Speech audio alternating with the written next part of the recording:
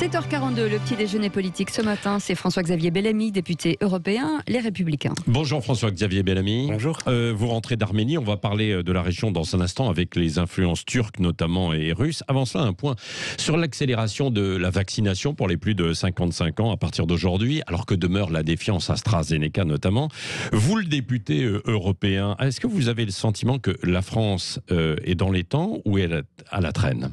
La France est évidemment à la traîne et malheureusement... Aujourd'hui, elle est encore à la traîne.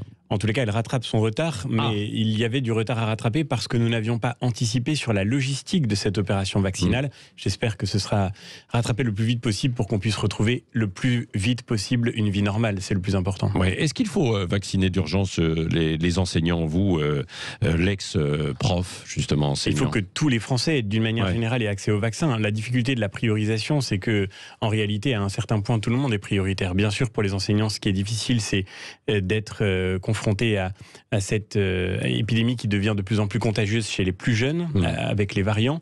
Mais encore une fois, le plus important maintenant, vous savez, il y a 850 000 professeurs en France. Donc, avec cette échelle de priorité, il faut vraiment que tous les Français, surtout, puissent avoir accès à la vaccination. Oui, autour de vous, on a confiance dans les vaccins ? Oui, je crois en tous les cas que le vaccin est un outil fondamental pour sortir de cette crise. Maintenant, encore une fois, le problème, c'est plutôt celui de notre organisation et de la logistique. Et je crois qu'il faudra en tirer tous les enseignements à l'issue de cette crise parce qu'elle aura réellement révélé la grande fragilité de notre État lorsqu'il s'agit justement de faire face à une situation d'urgence. Aujourd'hui, c'est une épidémie. Demain, ça pourrait être une situation de conflit, ça pourrait être un incident d'une toute autre nature. Nous ne sommes plus prêts à faire face avec la résilience nécessaire, pour reprendre un mot en vogue, à des crises de grande échelle. Lourdeur donc au sein de notre administration, c'est ce que l'on a dit beaucoup, manque de souplesse, de réactivité peut-être, lourdeur aussi de l'Europe que vous côtoyez maintenant en étant député européen. Bien sûr, mais encore une fois, aujourd'hui, le principal problème s'est trouvé en France dans la vaccination. Quand bien même nous aurions eu plus de doses en provenance de l'Europe, qui avait la charge de négocier pour les États européens la livraison des vaccins, quand bien même ça aurait été plus rapide du point de vue européen, nous n'aurions pas eu la capacité d'absorber ces doses. Et donc la situation est totalement différente dans un pays comme l'Allemagne. Peut-être pas évident, peut-être qu'on aurait pu monter les vaccinodromes plus tôt, et puis les généralistes étaient prêts. Le fait est qu'on ne l'avait pas fait, et que on a encore une fois échoué sur les masques au début de l'épidémie, on a échoué sur les tests, et ensuite même sur les vaccins. Donc pourtant, l'horizon était parfaitement connu, on n'était pas encore prêt. Oui, François-Xavier Bellamy, sur un plan politique, alors les maires ont été sollicités là, sur le maintien ou non, ou le report des régionales. Ils doivent donner leur avis jusqu'à midi aujourd'hui. Quel est votre avis, vous ? D'abord, le processus est complètement ubuesque. On envoie aux maires, avec des modalités très variées selon les départements, une demande de réponse vendredi à 17h pour aujourd'hui à midi sur la question de savoir s'il faut ou non organiser les élections départementales et régionales. Mais il y a des associations pour ça. Il y a l'Association des maires de France qui avait déjà rendu ses conclusions. Il y a des organisations d'élus. On peut aussi, si on veut évidemment consulter les maires, le faire avec un peu plus de temps. Mais là, on les met au pied du mur. Et évidemment, un maire voit par définition, j'ai été adjoint dans ma ville, un maire voit par définition les complexités logistiques qu'une opération de cette nature va créer.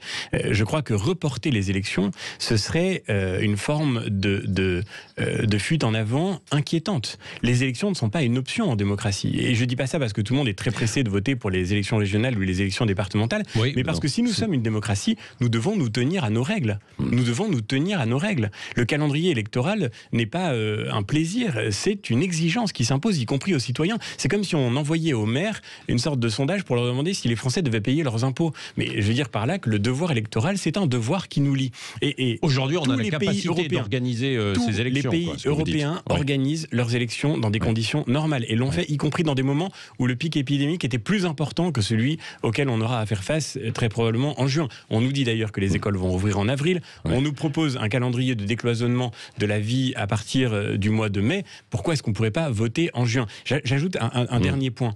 Les Pays-Bas ont voté, le Portugal a voté, la Bulgarie vient de voter tout récemment. Si la France n'est pas capable d'organiser ces élections, elle donne un spectacle désolant, et si c'est l'exécutif qui les reporte, il sera évidemment soupçonné, et c'est plus qu'un soupçon, d'utiliser à des fins politiciennes un problème d'organisation. Pourquoi ? Les municipales ont donné 2,2% aux listes de La République En Marche. Dans ces conditions, on comprend que le pouvoir ait intérêt à reporter les élections, mais ça nous plongerait dans une crise, véritablement une crise. Est-ce que vous voulez dire par là, pour conclure sur ce sujet, François-Xavier Bellamy, que le gouvernement se défausse un peu aussi sur les maires, quoi? Bien S'il y a sûr. une remontée négative des maires qui ont un petit peu peur de prendre des risques. Tout le monde comprend la manœuvre. La ficelle est tellement grosse et c'en est un peu révoltant. Et encore une fois, je ne dis pas ça parce que j'aurais le sentiment que l'urgence absolue est de maintenir ces élections pour des raisons pratiques. Il y a évidemment en soi, on trouvera plein de bons arguments pour expliquer que c'est pas une urgence. Mais encore une fois, la condition dans la vie démocratique, c'est de se tenir aux règles qu'on s'est à soi-même fixées. Et de ce point de vue-là, du point de vue du principe, ce serait une dérive extrêmement inquiétante. Oui, comment analysez-vous les résultats du sondage IFOP fiducial pour Sud Radio et le JDD hier? Dans tous les cas de figure, Bertrand, Pécresse, Wauquiez, Retailleau, eh bien le candidat de la droite ne parvient pas à se hisser au second tour et rien n'empêche le duel Macron-Le Pen. Écoutez, j'ai beaucoup de respect pour le travail des sondeurs, qui est toujours intéressant pour décrire une photographie de l'opinion.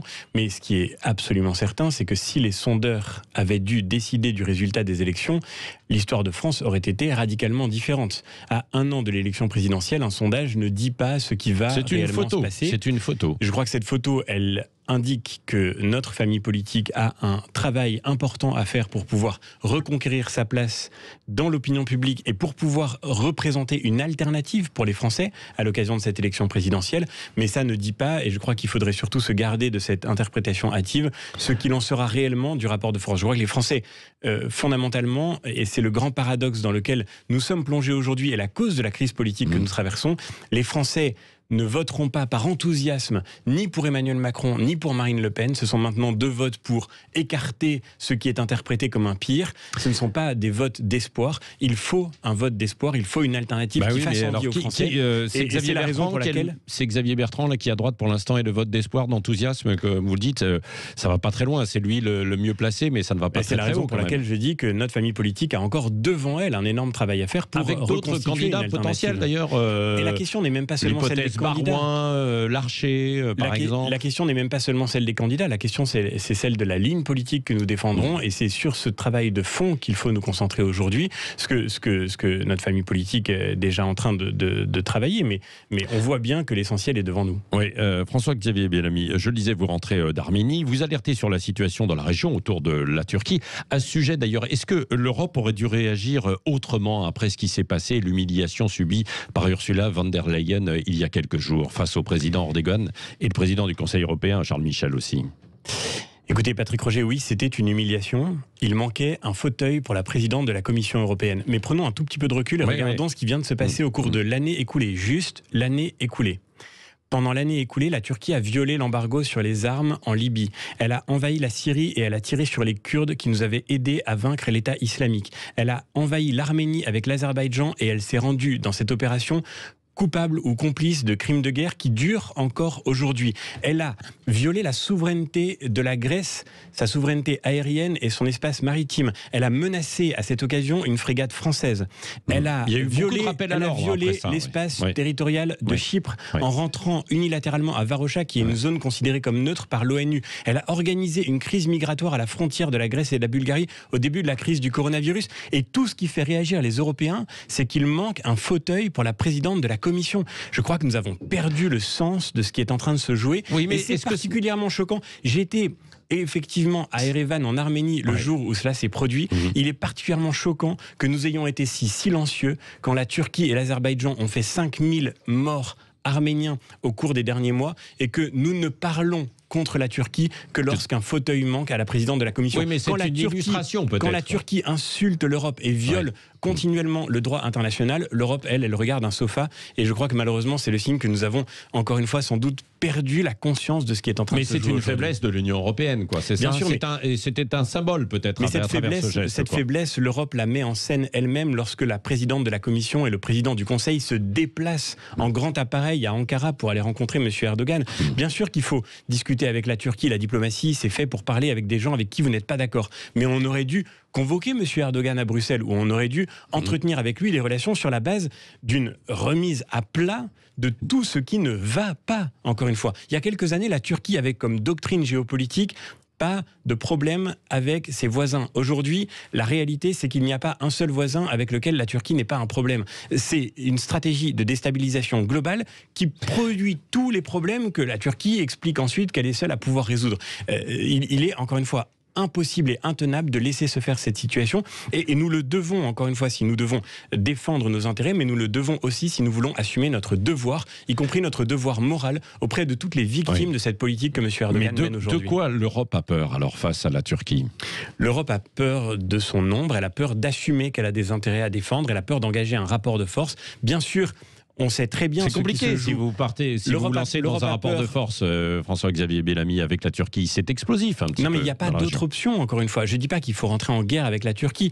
Je dis juste que le seul moyen d'avoir avec la Turquie des relations qui soient stables, qui soient saines, c'est de parler le langage de ce rapport de force qui est le seul qu'elle comprenne d'une certaine manière.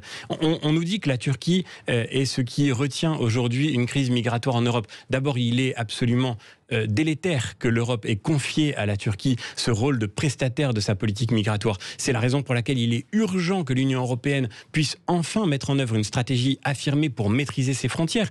Tant que nous dépendrons d'une puissance comme la Turquie pour maîtriser nos frontières, évidemment que nous serons dépendants et évidemment que nous en resterons à cette espèce de passivité confondante. Il y a aussi évidemment la voix de l'Allemagne dans le débat européen. On sait qu'il y a en Allemagne une communauté turque importante. Il y a aussi une communauté turque en France et ça ne doit pas empêcher d'entretenir avec la Turquie des relations fondées sur la vérité et sur une exigence de justice. Encore une fois, il ne s'agit pas de rentrer dans une sorte d'escalade du conflit, mais il s'agit seulement de mettre sur la table tous ces sujets et de sortir enfin de ce silence qui est, je le répète, une insulte à nos principes. Alors, il n'y a pas que du silence, puisque Emmanuel Macron, on s'en souvient, avait haussé le ton, et ensuite il y a eu une escalade qui a été un peu dangereuse, et il a été obligé de calmer le jeu. Donc, l'attitude est délicate à adopter, non ? Non, mais moi, je suis évidemment dans l'opposition à Emmanuel Macron. Ça ne m'empêche pas de dire que sur ce sujet-là, je suis fier et reconnaissant envers le président de la République qu'il ait été parmi les seuls à avoir une parole forte et à mener une action concrète. Il a été, par exemple, l'un des seuls à dénoncer l'agression que l'Arménie avait subie au cours de la dernière guerre. Ce n'était pas un regain de violence à une frontière, c'était réellement une attaque planifiée, concertée. Il fallait nommer cela et commencer par le nommer, c'est déjà très important. Et il me semble que aujourd'hui, le problème est que la France soit trop isolée dans le débat européen, qu'elle soit trop isolée à l'intérieur de l'OTAN. Et tout le travail que nous avons à faire, c'est d'arriver à convaincre nos partenaires européens. C'est aussi pour cela que j'ai été en Arménie, pour aller voir sur le terrain comment les choses s'étaient passées, c'est ça aussi. Pour pouvoir revenir à Bruxelles avec les urgences qu'il nous faut aujourd'hui travailler. La première d'entre elles, c'est effectivement la situation des prisonniers de guerre arméniens qui sont retenus en otage, il n'y a pas d'autre mot, par l'Azerbaïdjan, au mépris du droit international et de ses propres engagements. Toute l'Europe peut encore se rattraper de son absence ces derniers mois si elle exige de l'Azerbaïdjan la libération de ses otages, et elle l'obtiendra, et elle montrera par cela que l'Arménie n'est pas seule, que l'Europe est à ses côtés comme elle le doit, parce que nous sommes liés à l'Arménie par une histoire, par une civilisation commune. Et puis le deuxième sujet majeur, c'est la destruction qui est actuellement en cours, malheureusement, du patrimoine culturel, du patrimoine religieux arménien sur les terres que l'Azerbaïdjan a reprises, sur ces terres où vivaient des Arméniens depuis des siècles. L'Azerbaïdjan est en train d'imposer un déni historique en détruisant ce patrimoine qui est aussi le patrimoine de toute l'humanité. Dans quelques jours, nous allons commémorer le génocide arménien. Ce génocide, vous le savez, il est encore l'objet d'un déni historique de la part de la Turquie, de la part des pays qui l'entourent. C'est M. Erdogan lui-même qui avait expliqué que les parlementaires allemands d'origine turque qui avaient voté pour la reconnaissance du génocide avaient un sang impur et qu'il fallait les châtier pour cela. Ce déni historique, nous n'avons pas le droit de le laisser être perpétré. Et nous voyons bien que dans la destruction actuelle des églises arméniennes, des Kachkars, ces croix que les Arméniens ont laissé derrière eux sur ces territoires qui étaient les leurs, eh bien, nous voyons bien que ce déni de réalité prépare encore, malheureusement, le pire pour l'avenir, si nous le laissons s'accomplir. Allez, après ce dossier arménien et turc, François-Xavier Bellamy, dernière question avec Cécile Ménibus. Cécile. Oui, après une semaine de polémique autour des dîners clandestins sur une hypothétique présence d'un ministre en fonction, quel regard vous portez sur cette affaire qui a noyé l'ensemble des autres sujets ? Mais le plus grave me semble être que cela ait noyé l'ensemble des autres sujets. Bien sûr, il faut respecter les règles. Bien sûr, ces règles sont pesantes pour tous les Français et par conséquent, il est nécessaire que les élus soient exemplaires. Mais il me semble que dans cette espèce d'incroyable situation dans laquelle une rumeur, parce que ce n'était qu'une rumeur, a agité tout le débat public pendant plusieurs jours, je vois le symptôme de la fragilité, n'ayons pas peur de le dire, de la médiocrité de notre débat public. À côté des enjeux qu'on vient d'évoquer à l'instant, comment comprendre que toute l'attention collective ait été focalisée sur un sujet comme celui-ci? Moi, j'étais en Arménie pendant cette période-là. Effectivement, je rentrais le soir en regardant Twitter et je me disais, mais les Français sont à des années-lumière de ces grands sujets qui déterminent aujourd'hui notre avenir et qui se jouent sur la scène internationale, sur la scène européenne, et aussi bien sûr dans le débat public national. Mais ça veut dire quoi? Au fond, il me semble que c'est une question qui se pose à tous les acteurs du débat public, les politiques, les médias. Et j'ai le sentiment que nous accordons au sujet qui viennent à notre attention une importance inversement proportionnelle à leur signification réelle. Et au fond, dans cette espèce de mini chasse aux sorcières pendant quelques jours, on a eu le sentiment que tout ce qui passionnait notre débat public, c'était la hantise que quelqu'un, quelque part, vive normalement dans cette période de Covid. Ah bah vivre normalement non, parce qu'il y a de l'exemplarité qui est demandée. Bien sûr, je veux dire vivre normalement au sens où quelqu'un continue d'aller au restaurant alors qu'on en est privé. C'est fermé.